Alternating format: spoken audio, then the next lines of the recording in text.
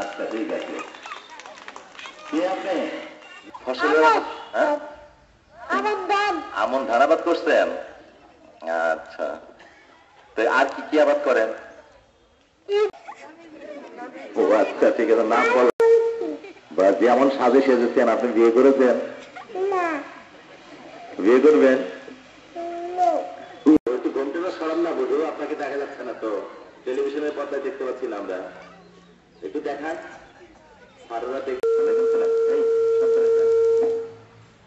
মাইকের দিকে উল্টা দিকে রেখে, হ্যাঁ হ্যাঁ, এই বলে কি তুমি সরো না। আপনি কে? গ্রামের মেয়ে? তামান্না, কাউকে আর কাউকে দেবেন না। আপনি কে? ঠিক আছে, আপনার ফুল তাহলে সবাইকে দেন। অনেক ভালো।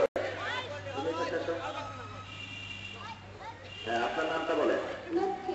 লক্ষ্মী? চাচা লক্ষ্মী?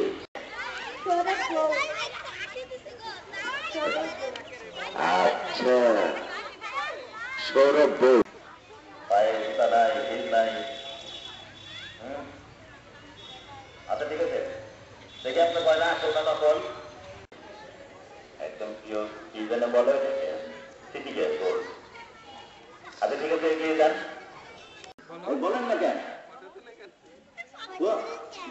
তুই আমার ফটো তুলিস কেন?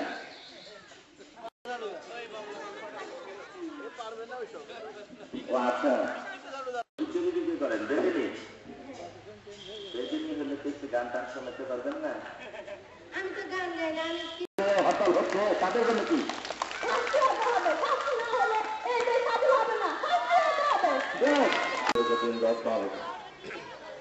আমি প্রথমে নিরঞ্জন সাহেব যদি বললেন যে ওরা এমন সুন্দরভাবে সেজেছে, কাকে বাদ দিব সেটা বোঝা মুশকিল। তো ওনার এই কথা রেস ধরে শিক্ষিকা মহোদয় তাদের নাম নেবেন এবং প্রত্যেককে 100 টাকার প্রাইজ বন্ড দিব কালকে।